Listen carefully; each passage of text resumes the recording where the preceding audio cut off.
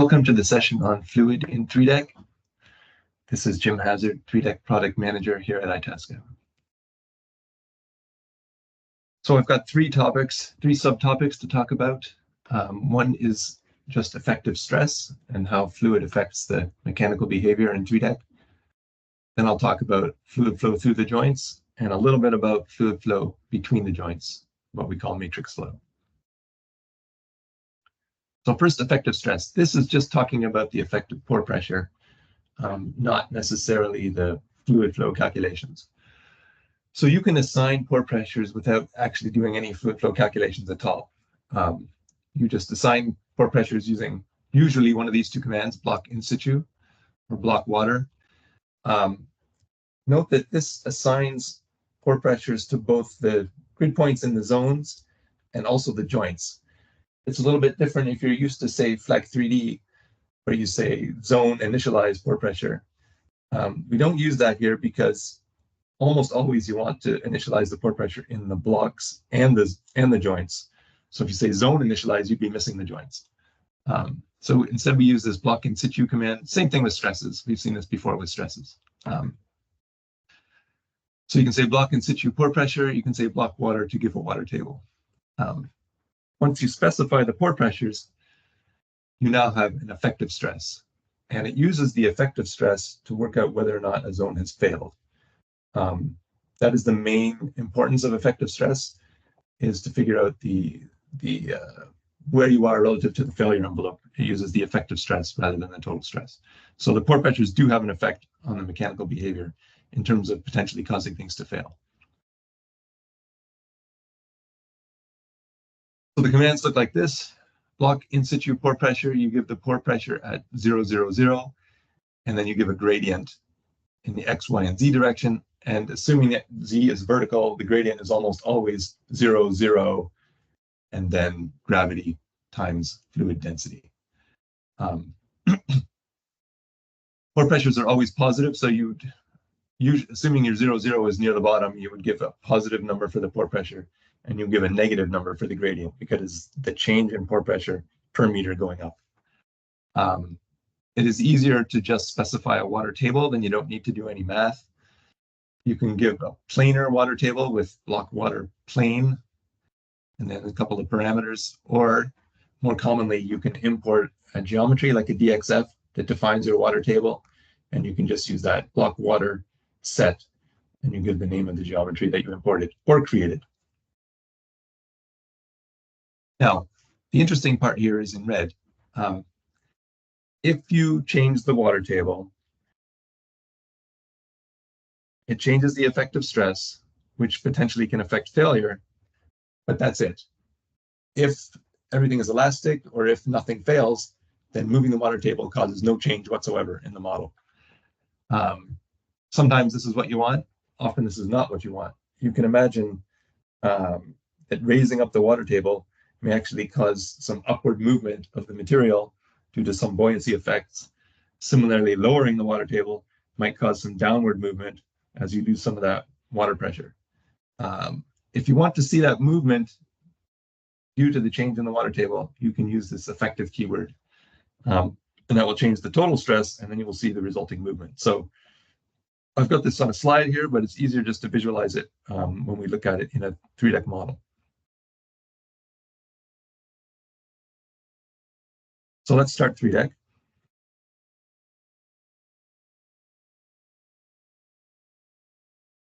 And as always, I've given you the project with the material that you can download from this training site. So once 3DEC starts, we can open an existing project. And you'll want to navigate to where you downloaded this training material.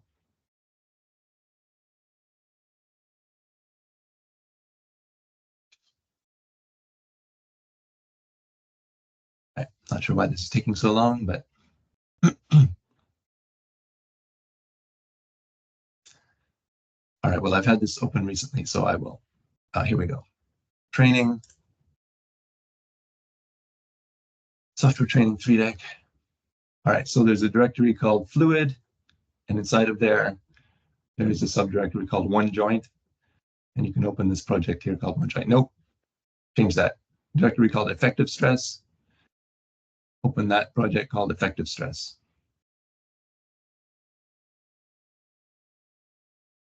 Okay, so if we look at the data file called zones.dat, this is an example with no joints in it. So this is really the simplest possible example you can come up with here. Model new, I create a 10 by 10 by 10 meter brick. I generate zones with an edge length of 1 meter. I assign the material to be elastic. I give it some properties. I turn on gravity. Here I'm installing in situ stresses based on the weight of the material. So I just give this block in situ topo command. It works out the vertical stresses based on the weight of material above each zone. And then I specify a ratio for the horizontal stresses, in this case, 0.5.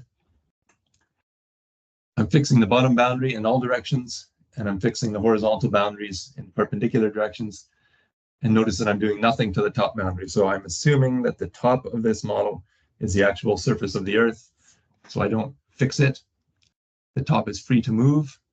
I turn off large strain, I solve it, and then I just save that state. So we can run that, and it should run quickly. I've installed in situ stresses that are balanced by gravity. And if I have the boundary conditions right, everything should solve quite quickly. So here, 357 steps, it's solved. I can go and look at the stress. So the plot that I've given you here is showing effective stress. We can just change that to regular stress. In this case, it's the same because there's no pore pressure yet.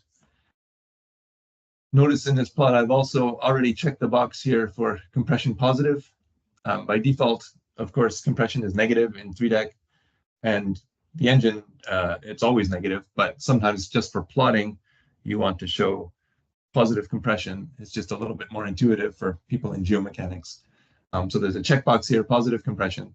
So now you see high red stresses at the bottom, more compression, basically zero stress at the top, as you would expect.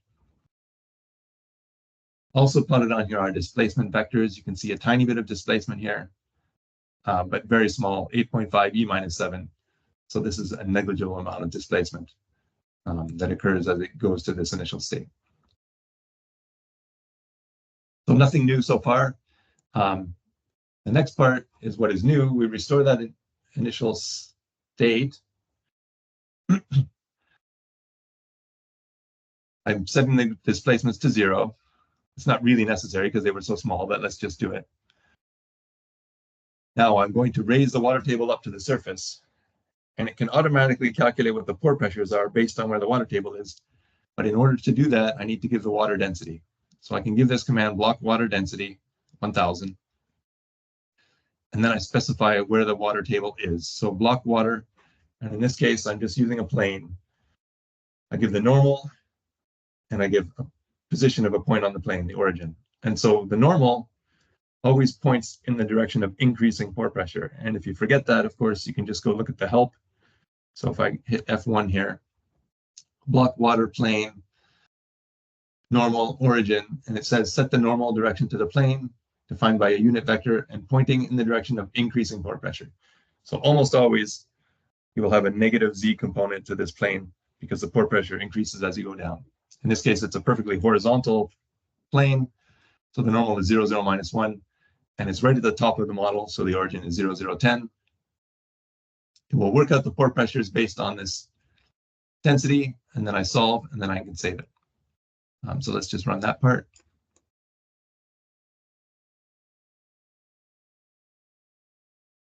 Let's hide the help. So see what happened here. It took 2 steps, and then it solved. So raising up the water table here had almost no effect whatsoever on the model. Let's go look at our stress. So the stress is the same that we saw before. But if we look at this plot called pore pressure, so this is just plotting blocks again, but contouring by pore pressure. Now we can see a pore pressure that's not 0. Higher pore pressures at the bottom and 0 at the top, as you would expect. If we go to our stress plot and we change the contour value to effective stress, right? So we can see the effective stress now is different from the total stress because it's just the total stress minus the pore pressure. But nothing moves here. You can see the displacement 1.4 e minus 6, so very little movement due to raising up the water table in this case. Remember that the material is elastic, and it uses the effective stresses to see if something fails. Well, nothing is going to fail because it's elastic.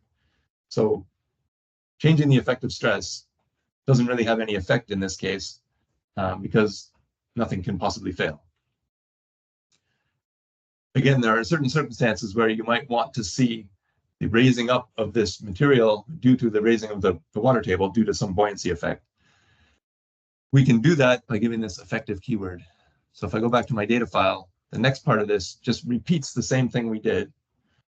But now when I specify the water table, I give this effective keyword here. And what that will do is it will change the total stress and cause movement even in an elastic model. And so we'll just run it and see what happens. If we run this, now we see it takes another 677 steps, so something happened. If I go look at my pore pressures, it's the same. If I look at my stress plot, the stresses are the same, but what you can see is this upward movement. So fairly significant upward movement here, well, relative to what we saw before, 0.0027.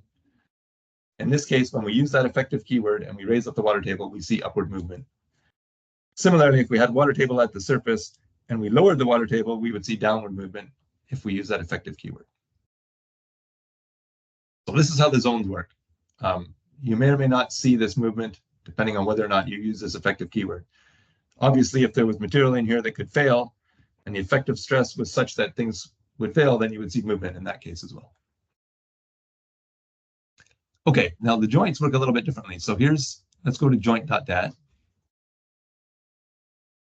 Here's the exact same example, except now we have a horizontal joint in the middle of the block. Everything else here is the same, except of course we need to specify some properties for the joint, a normal stiffness and a shear stiffness. We're using the same stresses, the same gravity. We're solving this, so let's just run that part.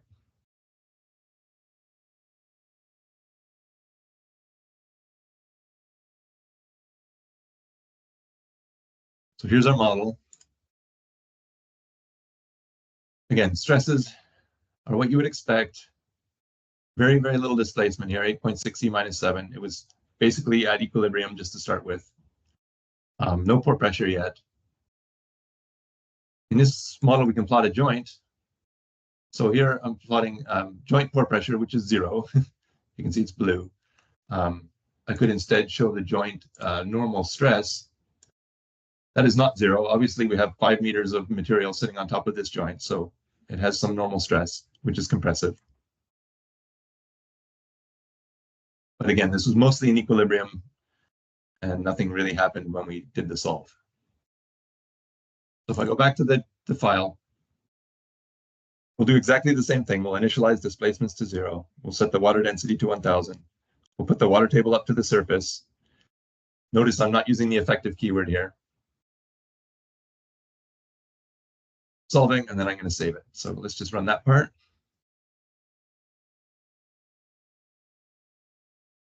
Okay, let's see what happened. So if I click on the pore pressure plot, I can see I now have pore pressures. If I click on my joint plot, I can see this. Let's change the contour back to pressure.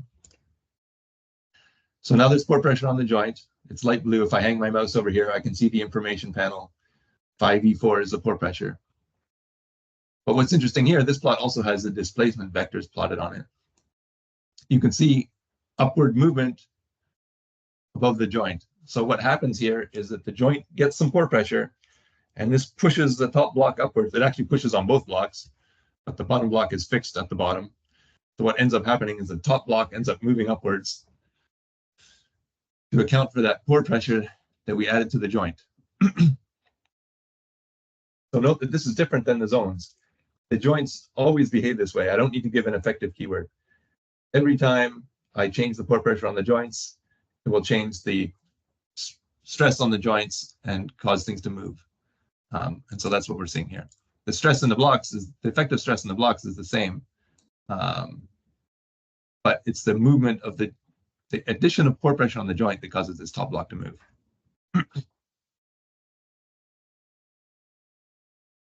Okay. So that's basically the way that this works if you're not doing fluid flow calculations, if you're just assigning pore pressures. So I'll just go back to the PowerPoint. This last plot here just shows, in this simple example, we just specified a horizontal water table at the surface. In real models, you would usually have some sort of water table that is maybe defined by a DXF or something that you've imported, and then it will use that to work out the pore pressures based on depth below the water table. And again, if you use this water table command, it will set the pore pressures in the zones and the joints. Okay, that's the story if you're not doing fluid flow calculations. Now, the rest of this is about doing actual fluid flow calculations. Traditionally in 3DEC, in older versions, you were only able to do joint fluid flow, meaning that you could have fluid flow through the joints, but not between the joints. The blocks themselves were assumed to be impermeable. Mostly this is okay. Usually if you're modeling rock, you can assume that the joints are dominating the fluid flow and that the fluid flow through the blocks is fairly negligible. In version 7 and version 9 of 3DEC and beyond, you have the ability to model fluid flow in the matrix, so between the joints. I'll talk about that later. Right now, I'm just talking about the fluid flow through the joints and assuming that the blocks themselves are impermeable. You can do this fully coupled. And what I mean by that is that if you change the pore pressure, it changes the displacements. We've already seen that in the case with no fluid flow. But now if you change the displacements, you can also change the pore pressure. So you can imagine squeezing these blocks together, it will actually cause the pore pressure to increase on a joint. So the way this works is that we assume that the blocks are tightly packed. We assume quasi-static simulation, and we assume laminar flow through the joints. So basically, we're assuming that we have two parallel plates that are fairly close together so that we have laminar flow along the plates. We're not considering a case where, I don't know, you might have an aggregate with a bunch of blocks with giant holes in them, and you have all kinds of complicated flow through these holes, possibly turbulent flow. That is not how we do the fluid flow calculation in 3DEC. We assume that the blocks are tightly packed, that we have parallel plates, and we have laminar flow between the plates. And we use this well-known equation to calculate the rate of flow, where the rate of flow depends on the aperture cubed by default. You can change it, but by default, it depends on the aperture cubed. So what this means is that if you increase the aperture a little bit, you're going to get a fairly significant change in the rate of flow. And if you decrease the aperture a little bit, you'll get a fairly significant decrease in the rate of flow. The rate of flow also depends on the fluid viscosity. And of course, it depends on the pressure differential. So the fluid always flows from high pressure to low pressure. So what kind of effects can we see here? Obviously, as we already saw, the changing pressure on the joints can cause the blocks to move. So there's that one-way coupling. And if I jump to number 3 here, we have the other way of coupling where moving the blocks causes, one, a change in pressure, but also a change in aperture. So it causes a change in the rate of flow. And here, number 2 is just showing you that the rate of flow depends on the aperture cubed. The pressure also depends on the volume of fluid going into any one particular location. So in this example here, you're seeing fluid flowing into this intersection point, and this causes an increase in pressure just due to the increased volume here. We make some simplifications when we do these calculations. In real life, of course, joints are not perfectly planar plates. You have some bumpiness to the surfaces of these joints and asperities and so on. And so, there's not a constant aperture here. So what we're really doing is sort of smoothing this out and assuming an effective aperture. We're not in any way trying to take account of all this bumpiness and these asperities and so on. We're just sort of smoothing that out and saying, okay, here's an effective aperture for a joint. Note also that in real life, generally what you see is a nonlinear relationship between the normal stress and the change in aperture. So if you look at here, this graph shows joint opening versus compressive stress. You can imagine that the more you squeeze these joints, the harder it is to close them because you're closing more and more asperities and you're getting more surface area and so on. And so you have this kind of nonlinear effect. We do not account for that in 3DEC. We assume that it's linear, that every unit of normal stress change results in a unit of aperture change, and this plot would be a straight line.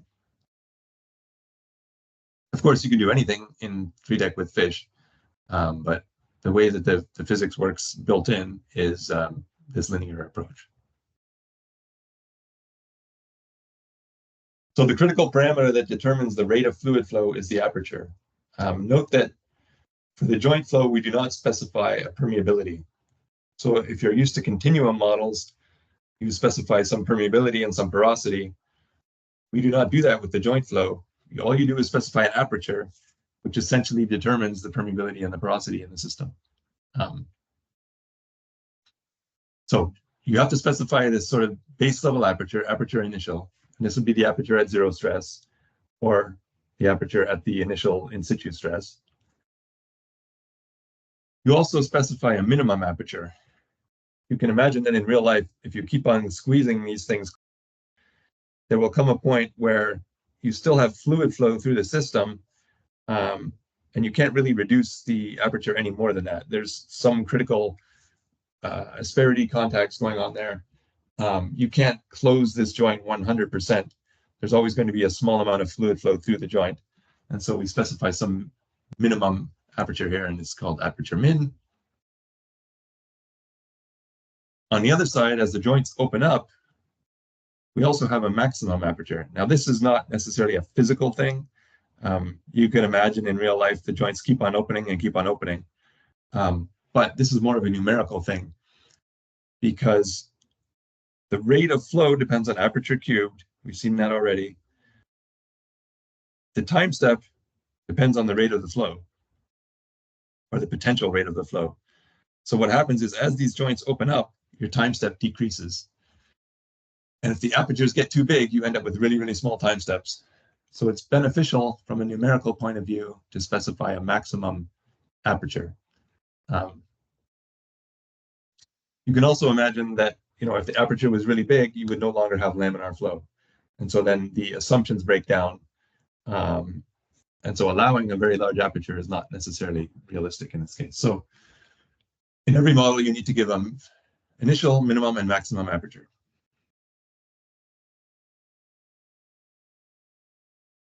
Okay, so the way the fluid flow calculations work in 3DEC is there's a whole parallel set of data structures for doing the fluid flow.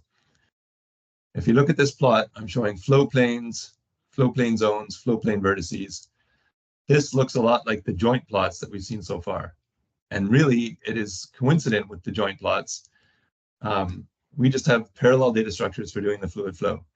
So the flow plane basically corresponds to a contact between blocks. The flow plane vertices basically correspond to subcontacts between the blocks. And it's really a one-to-one mapping, almost always a one-to-one mapping between subcontacts and flow plane vertices. Where it gets interesting is where you have the intersections between the flow planes. And I'll show that on the next slide. So there's also this concept of a flow knot. So you can see here where this blue dot is. We have this blue plane intersecting with this red plane, intersecting with this green plane. We want fluid to flow between all three of these planes. And at this particular location, we want the pore pressure to have a single value.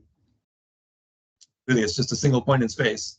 It makes no sense to have three different pore pressures here. So we have something called a flow knot that basically ties together these three vertices and maintains a single constant pore pressure. There's also flow knots at all of these other locations on top of the vertices. So we have this kind of duplication where we have flow plane vertices, which store the apertures, and we have the flow knots, which store the pressures. And where you have no intersections, there's one flow knot for every vertice. Where you have these intersections, you can have potentially multiple vertices and a single flow knot. It's possible for each one of these vertices to have a different aperture, but that basically gets averaged out to do the calculations here at this intersection point, and then there's only one pore pressure.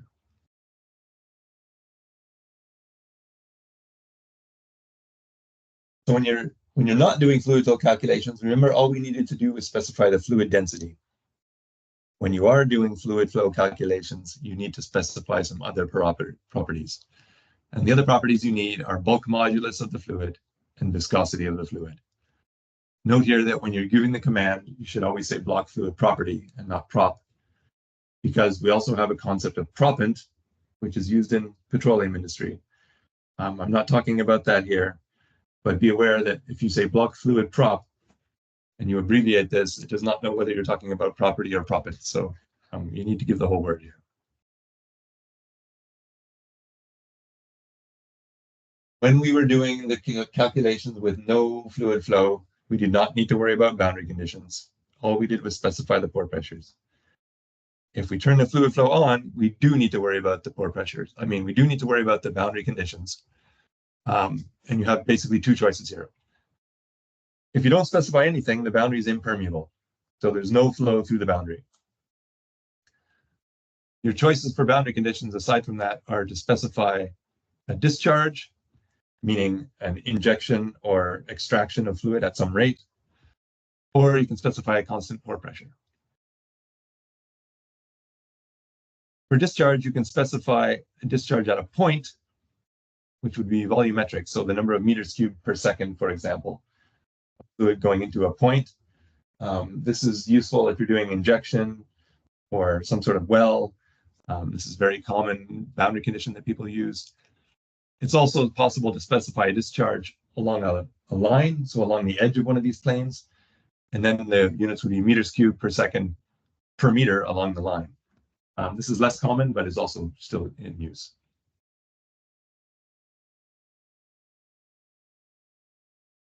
Specifying the initial pore pressures, we've seen this before. You can say block in situ. You can also use that water table command that we showed before. It also works. There's one extra little wrinkle here to talk about. So block in situ pore pressure works the same way that we saw before. Block in situ stress works the same way we saw before. But what happens by default, if you say block in situ stress something, it will potentially cause the apertures to change, because you give the aperture 0, or the aperture initial is the keyword, aperture initial, which is the starting aperture at 0 stress. You install in situ stresses, and that will cause the aperture to decrease. It essentially squeezes together these joints and changes the aperture. Often you do not want that to happen. You want to keep the initial aperture that you specified and not have that aperture change when you install the in situ stress. And so you can give this no dis keyword, which is just short for no displacement. And what that does is it prevents the apertures from changing when you install the in situ stress. And probably you want to do this most of the time.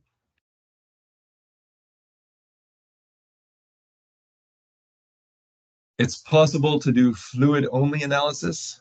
So we're just calculating the fluid flow and not worrying about the mechanical part. Of course, it's possible to do just the mechanical part and not worry about the fluid flow. And then it's possible to do both in a coupled way. And so there are commands here for turning on and off the fluid part and the mechanical part and dealing with that. And it'll be easier to show that in an example. So we'll talk about that later.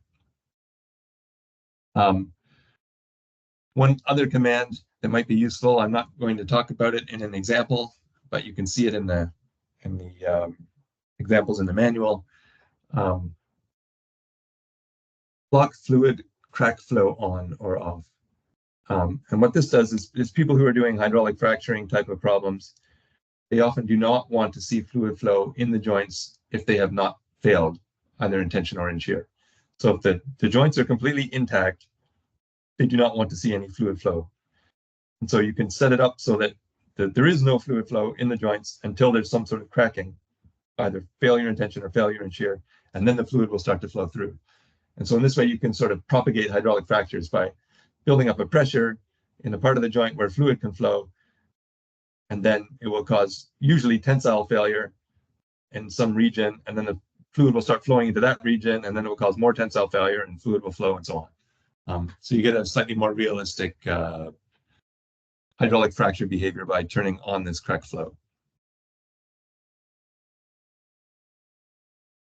Okay, so as mentioned, you can do fluid flow only, which just changes the pore pressure and not the deformation. You can do mechanical only, where it just changes the deformation. There's this other thing you can do here, which in soil mechanics, they call it undrained, where you're not doing flow calculations, but you can still see pore pressure changes due to the mechanical deformation. So imagine you have fluid on a joint and you squeeze it, you will see a pore pressure increase. Similarly, if you open that joint, you'll see a pore pressure decrease. We're not actually doing a fluid flow calculation, but you can still see pore pressure changes due to the mechanics. So this is what they call undrained. And then, of course, you can have fully coupled, where changes in pore pressure cause things to move, and moving things cause changes in pore pressure, and also changes in fluid flow rate because you're changing the aperture. Right, so hopefully this will become a little bit more clear when we look at the example. All right, so I've given you a super simple example here. If I open a new project, so File, Open. Let's go to one joint. Joint.prj.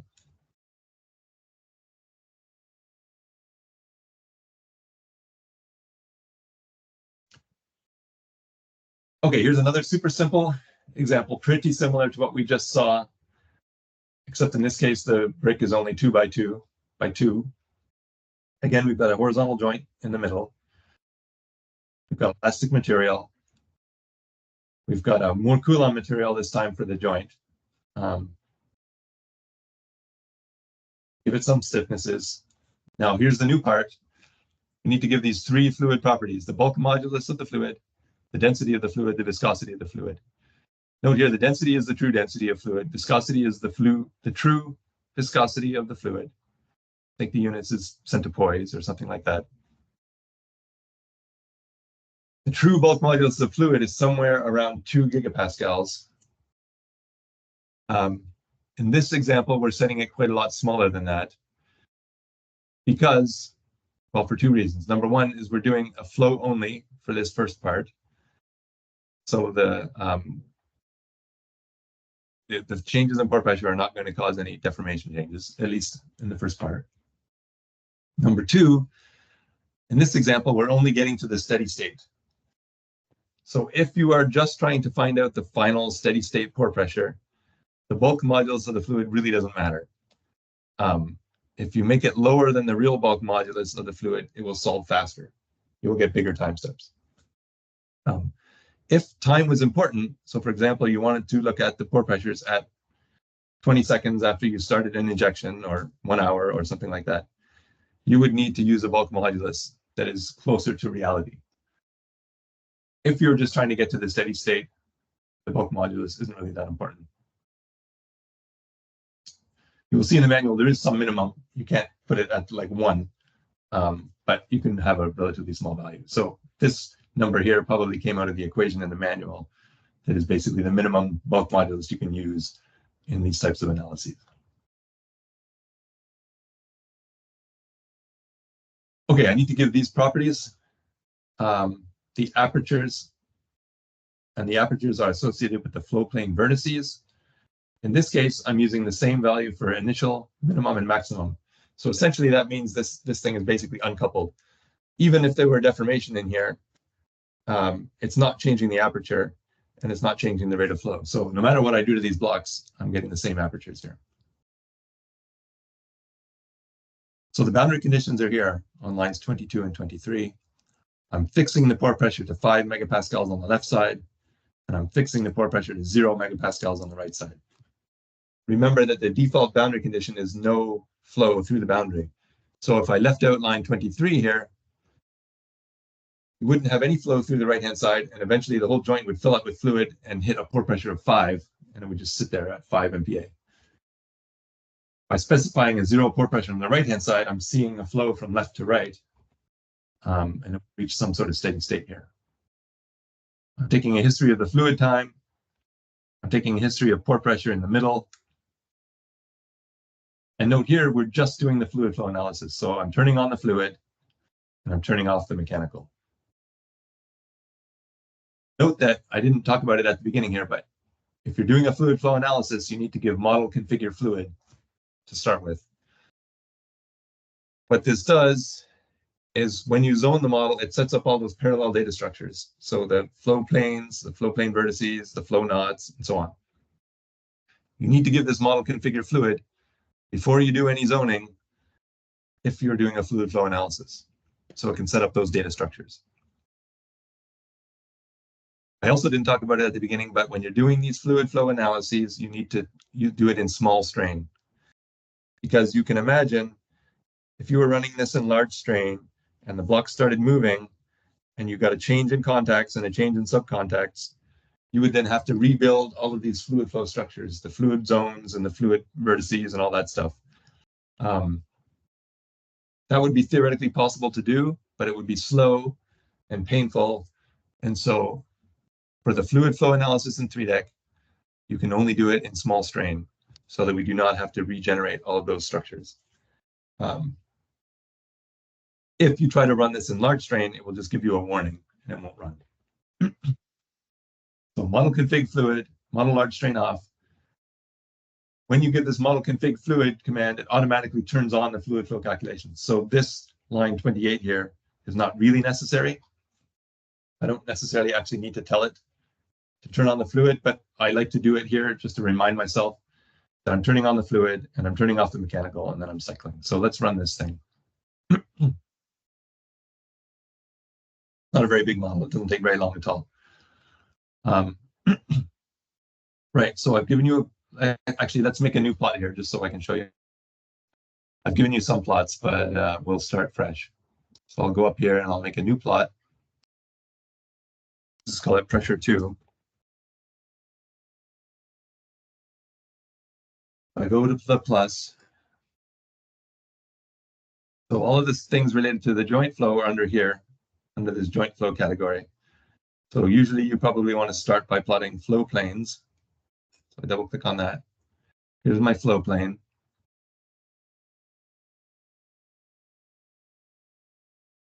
As always, it defaults to plotting by ID. I can change this to contour. And often you want to see the pore pressures. So I can change it to joint pore pressure. Now I can see what I expected. Remember, I fixed the pore pressure to be 5 MPa on the left side and 0 on the right side. And so I can see this gradation in pore pressure from left to right.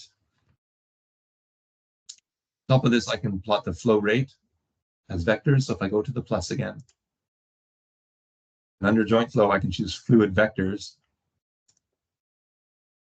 So here you can see the flow from left to right. It's telling me that discharge. You can convince yourself that this is behaving correctly. And you can also see that this is pretty close to the steady state solution. You can convince yourself of that more by looking at the history. So the history shows the change in pore pressure for a point in the middle of the model. You can see that it starts at 0, it goes up fairly rapidly, and then sort of levels off to its final value at about 2.5. Because again, this is about halfway across the joint. So 2.5 is the fluid flow pore pressure in the middle. And you can see this is pretty flat, so we can assume that we're basically at steady state here. Well, that's the fluid flow analysis. All it's doing is calculating changes in pore pressure. If we look at the displacement plots, there's nothing happening because we did not do any mechanical calculation. Once we have the change in pore pressure, you can use that to see the effect on the displacements. And this is a very common way of doing it. So I call this sort of one-way coupling. You can see this data file here, oneway.dat, where you do the pore pressure calculation first, and then you do the mechanical calculation afterwards. So it's not fully coupled. The pore pressure is affecting the displacements. The displacements are not necessarily affecting the pore pressure. But this is a very common way to do it because it's actually quite fast. So everything here is so far the same up until line 24. Because we're doing some mechanical stuff here, we need to give mechanical boundary conditions. And in this example, we're just fixing all of the boundaries. We also give some in situ stress, in this case, 10 megapascals in all directions. And note here this no disk keyword, because I don't want these in situ stresses to change my initial aperture. In this example, it doesn't actually matter because the initial aperture, the minimum aperture, and the maximum aperture are all the same. So it doesn't actually make any difference. But it's good practice to use this no disk keyword if you don't want your in situ stresses to change your aperture. I do a little mechanical calculation here just to make sure everything's at equilibrium. It's always a good idea. It's certainly possible to, put in the wrong boundary conditions or something, and then you wouldn't necessarily know that until you did a mechanical calculation. So we turn off the fluid, we turn on the mechanical, we run for 100 steps just to make sure everything's okay. I could have said model solve here, and it would probably work. Note this line 35 here, what I'm doing. If I'm just doing a mechanical thing and I don't want to change the pore pressures, I set the fluid bulk modulus to 0. Why do I do that? So imagine if I do not set the fluid bulk modulus to 0. When these blocks move, they're potentially changing the pore pressure. This is this undrained effect that I talked about before. I've got pore fluid in the joints. Blocks squeeze together, it's going to cause the pore pressure to increase, even if I'm not doing a fluid flow calculation. Because the fluid itself has some stiffness, and it's like squeezing a spring, and it's going to cause a change in the pore pressure. If I set that stiffness to 0, essentially set the bulk modulus to 0, then the blocks will move and it will not cause a change in pore pressure.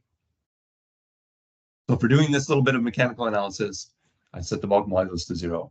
I run 100 steps just to make sure everything's okay. Then I turn on the fluid. This is the exact same thing we just did almost in the previous example. We turn on the fluid, we turn off the mechanical. We set some pore pressure on the left side. We set 0 pore pressure on the right side. We set a more realistic fluid bulk modulus. In this case, again, we're just trying to get to the steady state, so we don't need the real bulk modulus. Again, I'm taking a history of fluid time and pore pressure, and I cycle 1,000. So everything up to here, let's just run that part, is more or less what we did before, except we just did 100 mechanical steps in the middle there to make sure everything's okay. We can look at our pore pressure. Same sort of pattern that we had before. The values are different, but it's the same idea.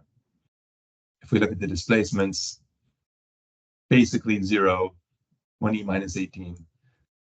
We just did those 100 steps to make sure everything was okay. We did fluid flow calculation, which has no effect on the displacements. But, and this is what is the whole point of this, is that now we have the pore pressures, we can see what the effect is on the displacements.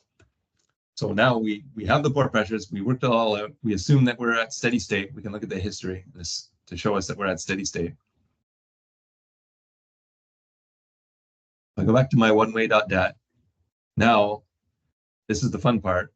I turn off the fluid, I turn on the mechanical, I again set the fluid bulk modulus to 0, because now I just want to see the effective pore pressure on the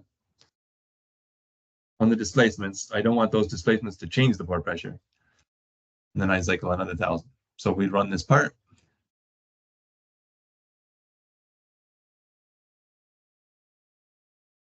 See, the pressure does not change because I turned off the fluid flow calculation and I set the fluid bulk modulus to 0. So this plot is the same, but the displacement plot is now different. So what you can see, this is the Z displacement. So red is positive, the top block is moving upwards and the bottom block is moving downwards. And you see more displacement on the left-hand side here where there's high pressures, and basically zero displacement on the right-hand side where there's zero pressure. I can emphasize this by showing the vectors. So I went to plus, under block, I choose vectors. It defaults to displacement. It's a bit hard to see. I can make these bigger.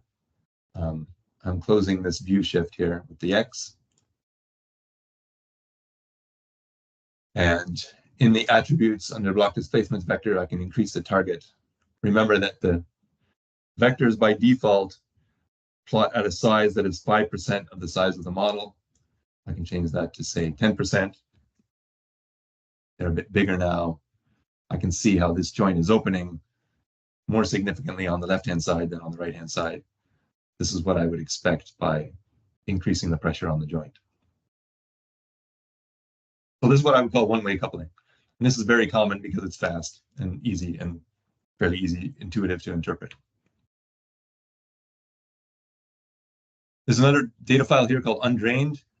I'm not going to go into details about this, but what this does is it shows you essentially what happens is if you run a mechanical analysis and you do not set the fluid bulk modulus to 0. So in this case, we're using a realistic fluid bulk modulus of 2E9, and we're doing some mechanical changes, and you can see that the mechanical changes change the pore pressure. You can have a look at that in your own time.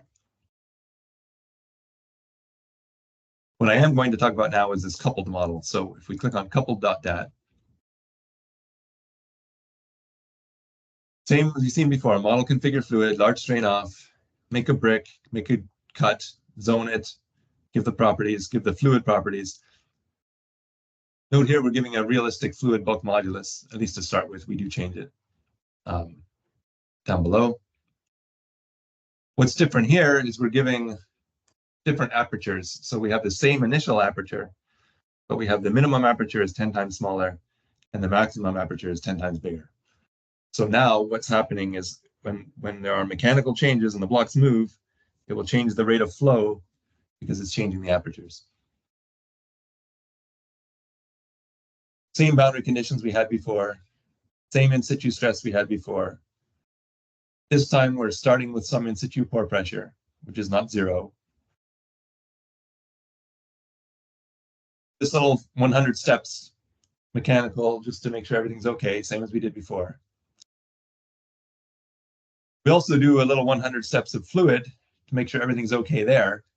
So we turn on the fluid, turn off the mechanical, set the real fluid bulk modulus and run 100 steps here just to make sure everything's okay. So let's just run up to this point.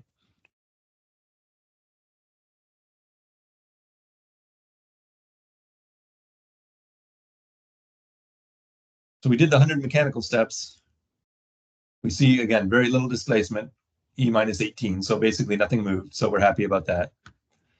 We look at the pressure plot. We specified a pressure of 2E6. Everything is still 2E6. The fluid vectors are basically 0.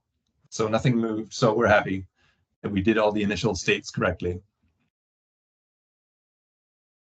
If I go back to coupled.dat, so now we'll just reset the displacements. Not really necessary in this case because they're so small. Same with the contact displacements.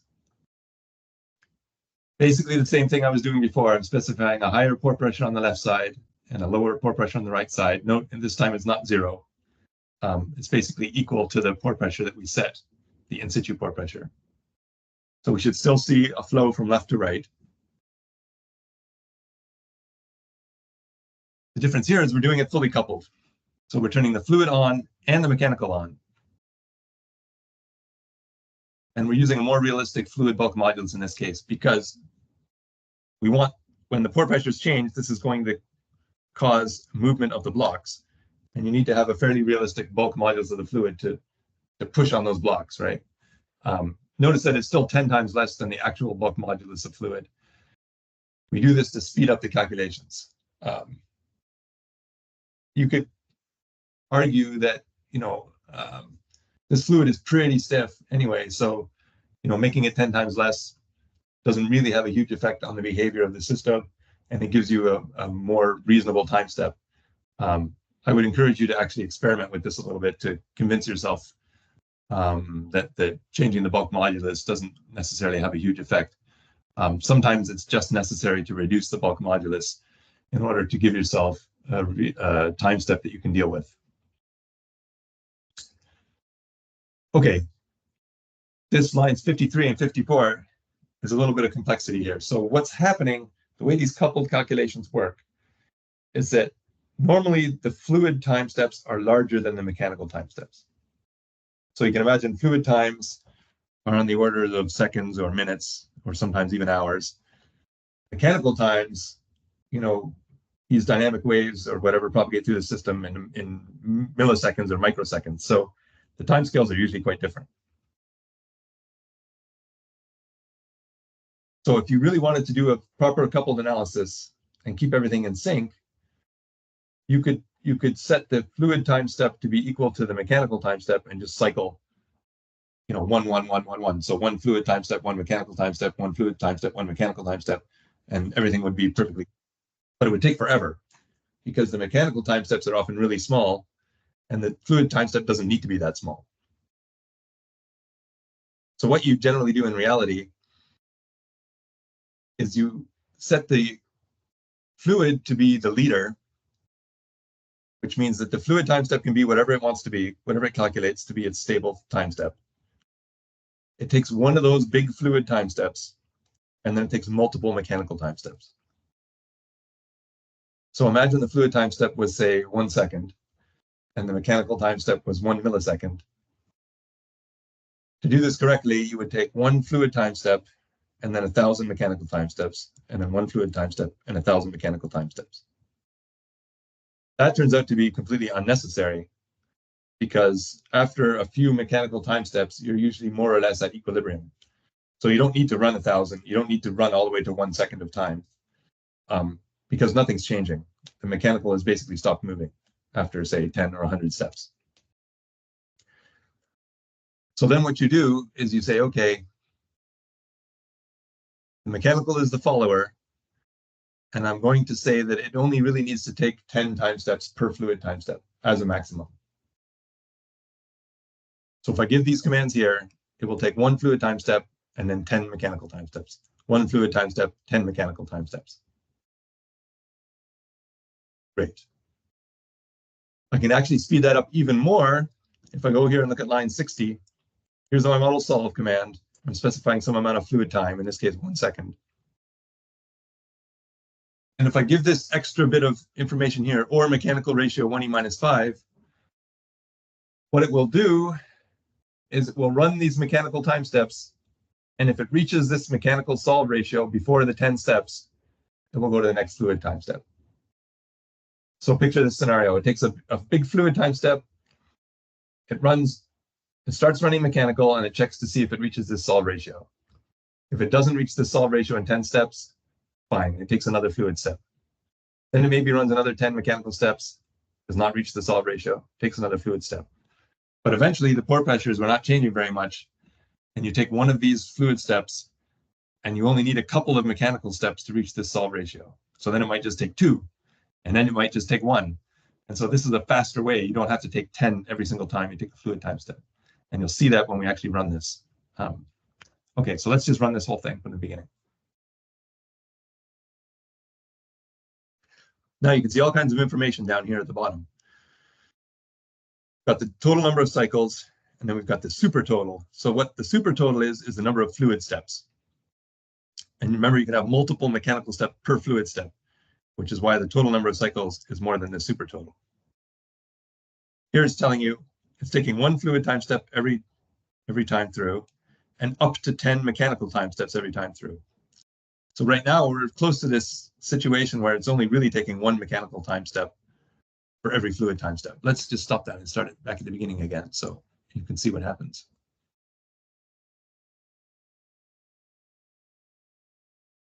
Look, at the beginning here, we're taking multiple mechanical time steps per fluid time step, sometimes up to 10. As things start to equilibrate and the fluid pressures are not changing dramatically, we start to see fewer mechanical time steps are required to reach that mechanical ratio. and eventually get to the point where it's basically just taking one mechanical for every fluid. Notice what else is happening here. This time step is the fluid time step because it's the leader. This fluid time step is slowly decreasing because what's happening is the joint is opening up, the aperture is increasing, the rate of flow is increasing, which causes the time step to decrease.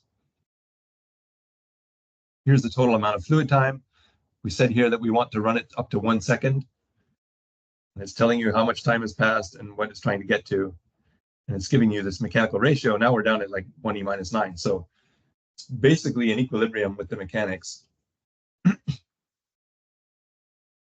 time I take one of these fluid time steps, it's a very small perturbation to the mechanics, and it really only requires one mechanical time step. Okay, I reached 1 second of time here. Let's have a look at what happened. So here's my pressure plot. So I specified 3 megapascals on the left side and 2 megapascals on the right side. You can see that the contours here are not perfectly spaced. It suggests that maybe we're not totally at equilibrium yet. If I look at my history plot, well, maybe. You can see that it's reaching some sort of flat level. This is at a point in the middle. Maybe if we had a history of a point on the right-hand side, it would not be quite at equilibrium yet. If I was doing this in a real problem, I might put some more history points in here just to make sure everything was okay. Maybe I don't care that it's at equilibrium. Maybe I only wanted to know what the situation was after 1 second. And this would be the true situation after 1 second, because I gave a realistic bulk modulus. I'm doing a fully coupled analysis. This is the situation after 1 second. I can look at the apertures. This is now interesting. In the previous examples, the aperture was always 1e minus 4 because we set the minimum and the maximum to be the same. Now we can see that it's actually opening up on the left-hand side here. So the left-hand side aperture is 1.7 e minus 4, and the right-hand side is this 1 e minus 4, which is what we had originally. We can also look at displacements. So again, this is fully coupled. So the increased pore pressure on the left-hand side causes this thing to open up on the left-hand side, similar to what we saw before. The only difference here is that while this is opening up, it's changing the apertures, which changes the rate of flow and also potentially changes the pore pressure. So we have this fully coupled thing going on here. Okay, so this is all fine. What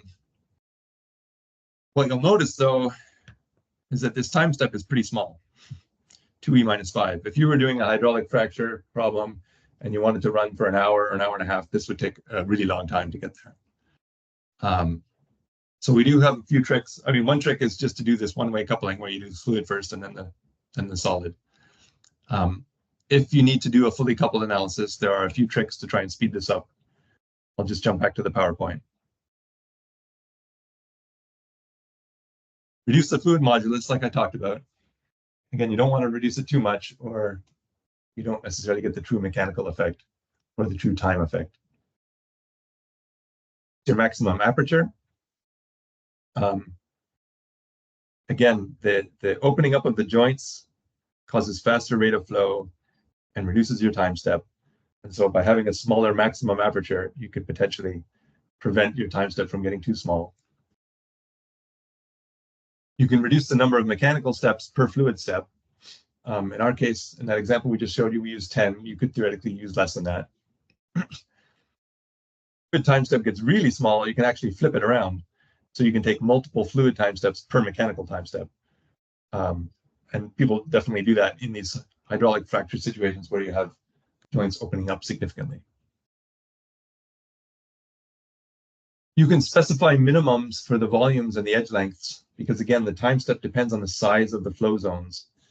And so I can just essentially take out the small zones from the calculations by specifying some minimums here.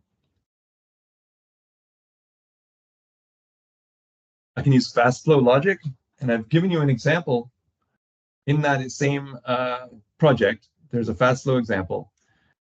And what the fast flow does is it essentially assumes that the fluid is infinitely stiff. And so there's some interesting mathematics here, that it can take advantage of an infinitely stiff fluid and make things run a lot faster. You do not then need to specify the bulk modulus of the fluid, of course, because we assume that it's infinite. Instead, you specify some stiffness that is a function of the mechanical stiffnesses, so Young's modulus and Poisson's ratio, and also of the zone size. So in order for this fast flow to work, you need to give some parameter that's a function of this, the mechanical stiffness and the zone size. And so for this particular example, it works great. And you can run that example in your own time and see how it works, and it goes probably 10 times faster. But in a real model where you have a large variation in zone sizes and a large variation in properties, it's a little more difficult to figure out what these properties should be. And so this fast flow analysis is a little bit less useful. Another thing that is fairly recent, but is actually quite useful, is by just specifying the block fluid time step that you want. And what this does is it works like the mass density scaling. It will find the smallest zones and it will decrease their fluid bulk modulus so that they do not kill your time step. So imagine in a real life 3DEC model, in this example, it's not that helpful because we just have one joint and all the zones are more or less the same size. But in a real 3DEC model where you have a bunch of cuts in here, you end up with a bunch of very, very tiny zones and they will kill your time step. And so what you can do is selectively increase the bulk modulus on those zones, decrease the bulk modulus on those zones so that they do not kill your time step, and it really doesn't have a very big effect on the results. I can show you in this simple example how that works. Again, it's not that useful in this example, but just to demonstrate the concept. So if I go back to my coupled.dat, you can see here that the final time step was 2e minus 5. Let's pretend I wanted to make it a lot bigger than that. So before I give my solve command, I can say block fluid time step, let's say 1e minus 4.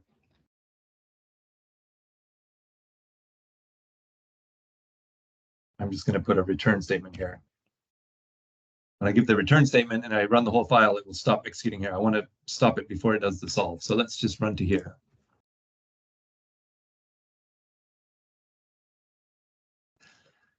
So I specify this block fluid time step, 1e minus 4, and it gives me some information here. It tells me the fluid modulus has been adjusted in 52 out of the 81 flow knots.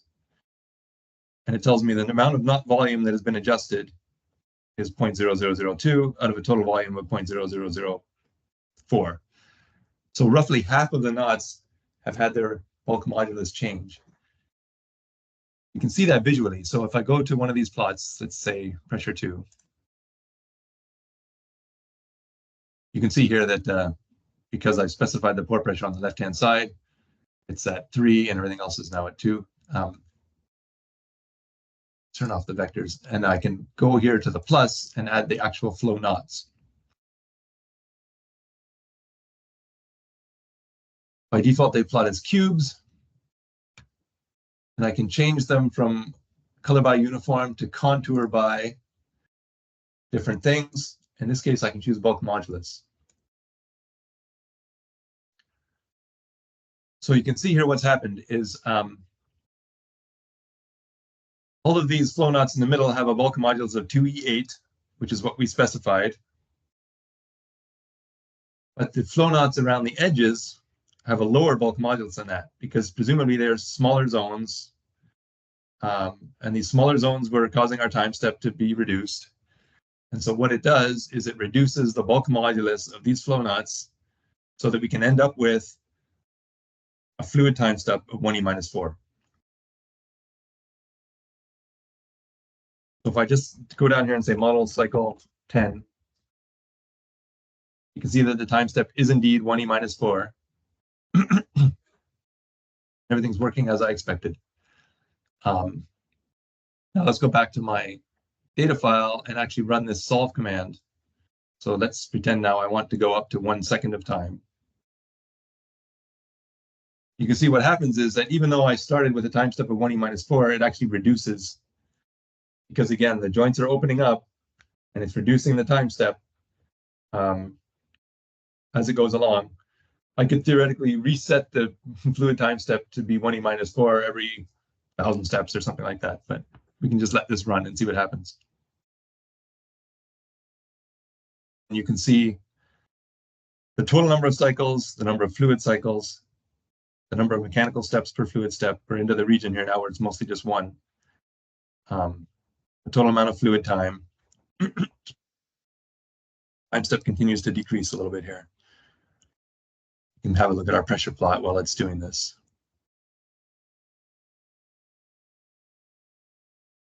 All right, so now I'm done 1 second of time.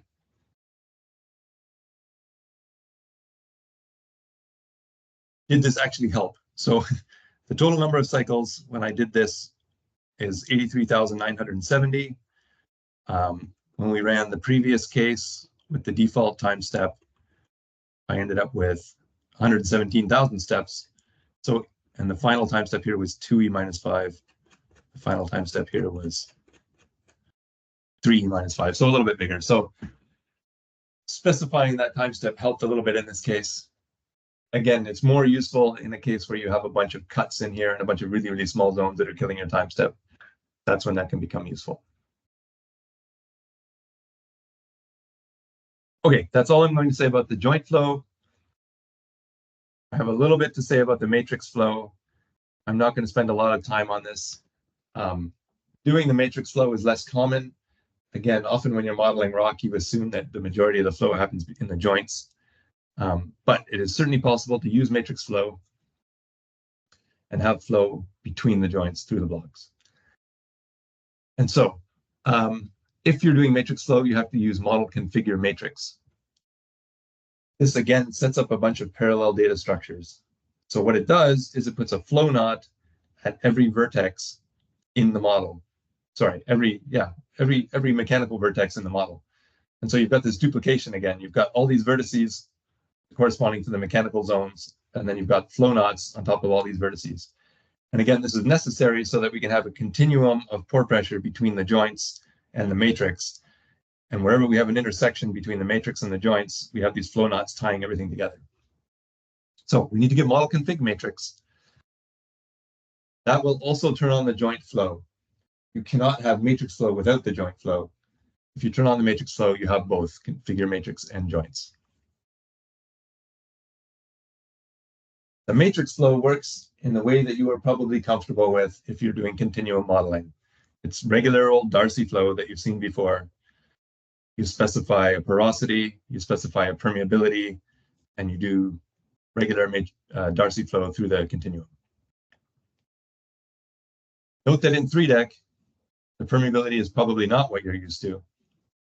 If you're a civil engineer, you're used to seeing a permeability in, for example, meters per second. And so to get the 3DEC permeability, you have to divide by the unit weight of water. If you're a petroleum engineer, you're used to seeing permeability in Darcy's or millidarcies or something like that. To get the 3DEC permeability, you have to divide by the viscosity. All right, that's all I'm going to say about this. We'll show a quick example. I'm going to open an existing project.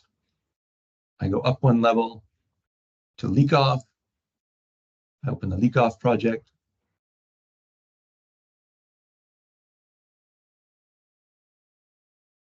Okay, so here, model configure matrix flow. This is new. Otherwise, this is mostly the same. We're creating a brick, assigning properties, making a joint, assigning joint properties. This is new. We have to give the permeability of the matrix and the porosity of the matrix. And so again, if you're a civil engineer and you're used to seeing something in meters per second, let's pretend we had a permeability of 1e minus 6 meters per second. To get the permeability for 3DEC, I need to divide by the unit weight of water, which is just gravity times density. So I divide 1e minus 6 by 10,000 and I end up with 1e minus 10. I give an in situ stress. In this case, I'm just specifying a vertical stress. I'm applying velocity boundary condition on the bottom. In fact, we're only doing a fluid flow analysis here, so that the in situ stress and the boundary conditions are really important. Now I can record pore pressure histories all over the place because it's not just on the joint, it can be off the joint in the matrix as well. Same thing we did before, we're specifying a high pore pressure on the left side and 0 pore pressure on the right side. Now we're just doing the fluid analysis. So we're turning on the fluid, turning off the mechanical, and we're solving for some amount of time. So let's just run that. So it doesn't take very long at all. I can go look at my pressure plot. In fact, let's make it from scratch so you can see how I did it. Let's make a new plot. Let's call it pressure 2. So here I show the flow planes. This time it's a little bit skinnier. I changed the contour. Let's show pore pressure. So 1E6 on the right, 0 on the left. Same kind of thing we saw before. But now we have changing pore pressures in the blocks. So we can go to the plus and add blocks. You can change the label to contour. Change the contour to pore pressure. I want to choose GP pore pressure. There's actually pore pressure associated with the zones and pore pressure associated with the grid points. The zone pore pressure is just an average of the grid point pore pressure. So it's more illuminating to show the grid point pore pressures. So here we go. So you can see what happened here is that the pore pressure that is in the joint is leaking off into the surrounding matrix. And we're getting the same sort of pore pressure on the left-hand side here, and then we're getting some variation in pore pressure through the blocks. We can sort of see both at the same time by making these blocks transparent. Let me close this view shift, go into my attributes, and click transparency on. So here you can sort of see how the pore pressures in the blocks match the pore pressures in the joints, which is what we were hoping to see. We're getting a fair amount of leak off in this case. Just for fun, we can rerun the same problem and change the permeability to be lower. Let's make it 1E minus 11 instead of 1E minus 10. Run the same thing again. And what you will see here is more significant flow along the joint and less leak off into the block, which is what you would expect because the block permeability is now lower. Note that if you are running just a fluid flow analysis and you've got matrix flow on, you actually need to adjust the bulk modulus of the fluid in the matrix to account for the fact that you're not doing a mechanical analysis. There's some storage associated with the mechanical part that is not being accounted for when you just run a fluid flow part. I do not want to go into the details of that. You can see how that's done in this leakoff2.dat if you want to look at it. And it's also talked about in the manual. But to demonstrate the effect of this leak off, we don't need to worry about that. And you can see how it works here. Okay, that is all I'm going to say about fluid flow. There are other components to this, of course. There's proppant, which I didn't talk about. There's gas flow, which I didn't talk about. If you're interested, you can read about that in the manual. Okay, thank you for joining.